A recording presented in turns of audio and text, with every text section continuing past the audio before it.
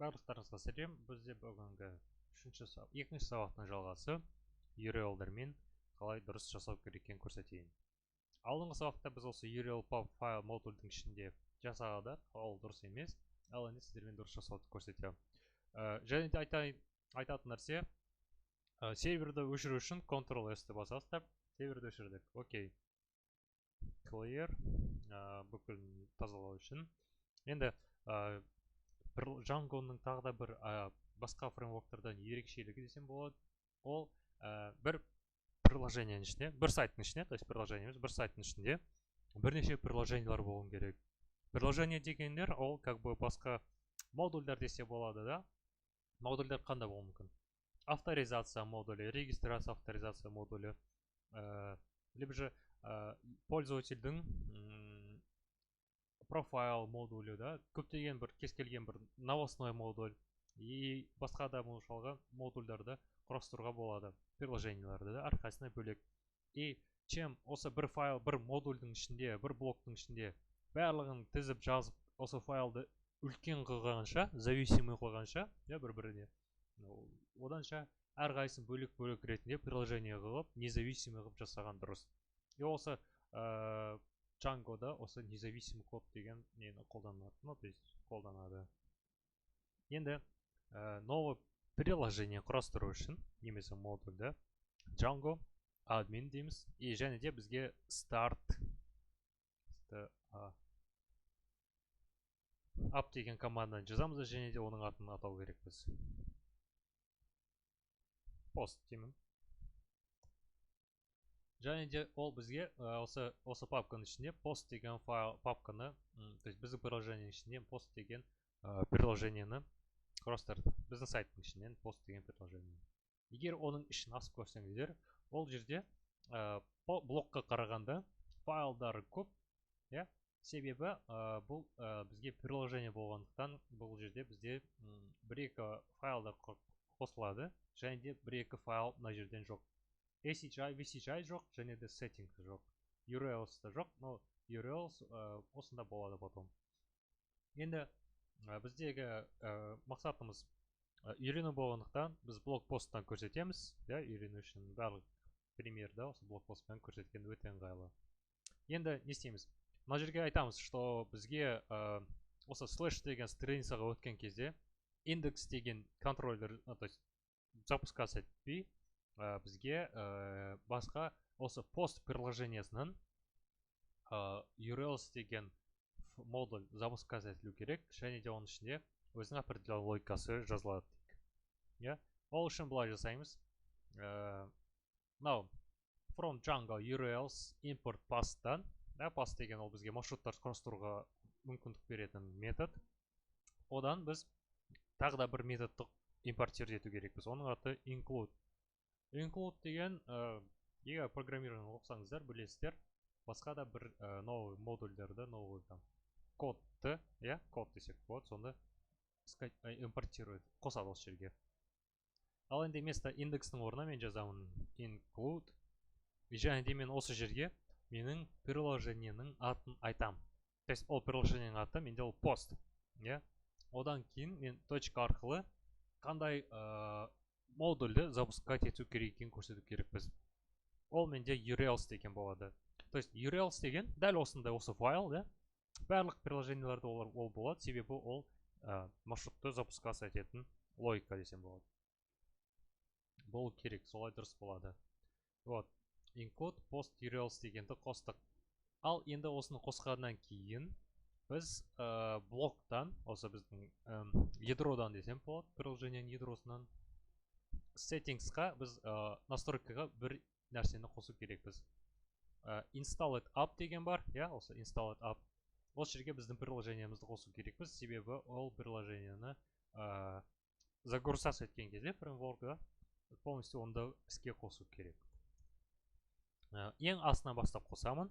Осы жерге жазам. Бірінші приложениенің аты, то есть post. Одан кейін точка арқылы мен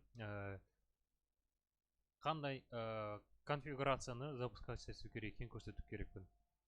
Ол үшін мен айтам, что осы post деген пакеттің ішінде apps деген файл бар. Мына apps деген файл. И оның ішінде менде получается post config деген post config деген классты іске қостым. Егер осы посттың ішін көрсеңіздер, apps деген модуль бар. Оның ішіне post config деген бар. Ол осыны қосады. Сондықтан біздің приложениенің аты осы жерге тіркеледі. Сонда біз осы жерде біздің приложениемізді көре аламыз. То есть іске қосылады. Енді мен hello world response-ты мына жерден алып тастаймын, себебі бұл жерде ол болмау керек. Ал енді осы посттың ішінде пока что мен посттың ішіне URL-ді посттың ішіне осы urls.py деген файлды құрастырайық. Создать new file urls.py. И ол жерде бізге бірінші керек нәрсе from django.urls import pass. То есть pass'ты бағанағы біздің pass деген модульді скачать еттік. Модуль емес, функция. И ол жерге бізге URL patterns деген міндетті түрде осы списокты переменныйды айнымалыны көрсету керекпіз. Және де осы жерге новый маршрут құрастырамыз. Енді осы жерде pass слэш себебі бізде мына жерге главный страницаға өткен кезде бізге осы посттан URL-ді қосады. Посттағы URL ол біздегі отдельный приложение десек болады. Бұл независимый мынаған. Мына ішінде бір қандай да бір қате болса, мынаған байланысты емес, ол просто жеке болады өзі бөлек. Жұмыс жасай қалмайды, мынаған байланысты емес болады. Енді айтамыз, біз осы посттан URL-ді қосады. Ал оның ішінде осы отдельно тот же самый код болады, но сияқты бірақ маршруттар жазылады осы пост приложениесіне байланысты. Егер біз пост өтетін болсақ, слэш, онда біз айтамыз, что бізден views деген модульдан, индекс деген методты ал дейміз. Сохранить еттім, ол маған айтып отыр, что views деген модуль жоқ, импортировать еткен жоқсың дейді. Жарайды, импортировать етейік. From пакеттің аты, ол бізде post. И import views деген модуль. То есть views деген модуль, ол мендегі views деген файл. Осы views деген файл. И және де оның ішінде индекс деген метод болу керек. Так, мына жерге енді біз логиканы жазайық. Индекс, dev index. Ол менде request-ті қабылдайды міндетті түрде. И не істейді, просто return http response и h1 hello from views h1. Және де бізге осы http response-ті импортировать ету керекпіз. From Django http import http response. Импортировать еттім.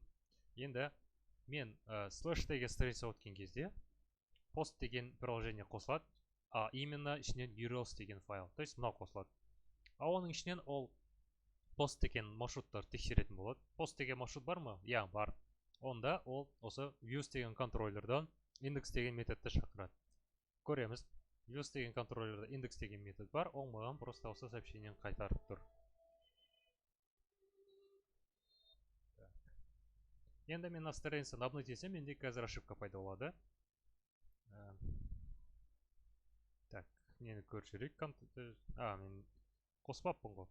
Python manage run server. Так, қостық. Енді обновить етемін. Менде қате пайда болды. То есть бұл қате айтады, админ деген страница бар, және де пост деген бар дейді.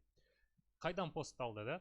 Біз меха пустой деп қойдық қой. Себебі ол пустойдың орнына ол осы посттағы URL-ды осы на командадан алды да просто меха как бы қойған сияқты болды.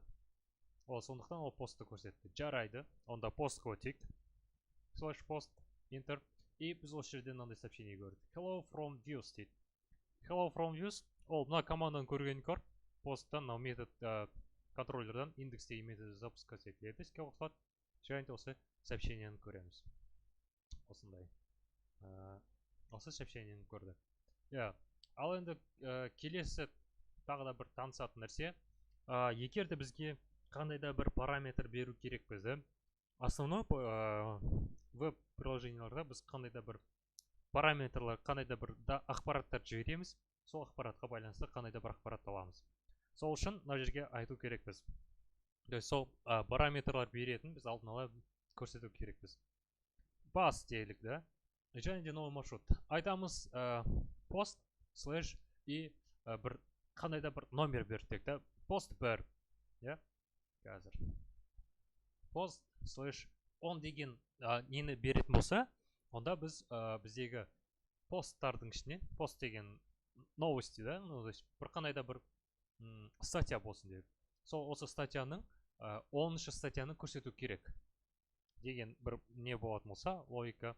Ол кезде былай айтамыз. Post слэш, және де осы үш бұрышты жақшаның ішінде кіші үлкен біз айту керекпіз, что қандай да бір параметр берілетін білдіреді осы. И оның типін көрсету керекпіз. Int деген ол integer, то есть сан, мына жерге біз сан беретін болғандықтан integer қолданады. Бұл жерде өзі екі основной параметр қолданады. Біреуі сол integer, екінші сол slug. Slugпен келесі жолы танысамыз, пока integerмен танысалайық. И integerмен танысқан кезде біз айтамыз, мына жерге бізге қандай бір параметр келетінін. Ол бізге кез келген ат болуы мүмкін. ID, number дейміз ба, өзімізге байланысты кім қандай нені қолданғысы келеді. Но основном либо ID қолданады, либо же PK, то есть primary key, да? Екеу бір нәрсе десем болады. Мен ID-ді қоям, және де мен оған байланысты бір қандай да бір логиканы жазу керекпін. Қандай контроллер жұмысына қосу керек. То есть views и және де details. Details деген методты қосам деймін, мына жерге өткен кезде. Ал енді давайте осы маршрут бойынша өтейік, сонда ошибканы көреміз. Бұл ошибка айтып отыр, что post views'ның ішінде, details деген метод жоқ дейді. То есть мынау біздің views'ның ішінен ол details деген нені іздеп көрді да, методты таппағандықтан ошибканы берді. Ал енді осы post details'ты қояйық. Және де біз ол жерге request'ті береміз міндетті түрде. Оны ұмыт кетпеңіздер.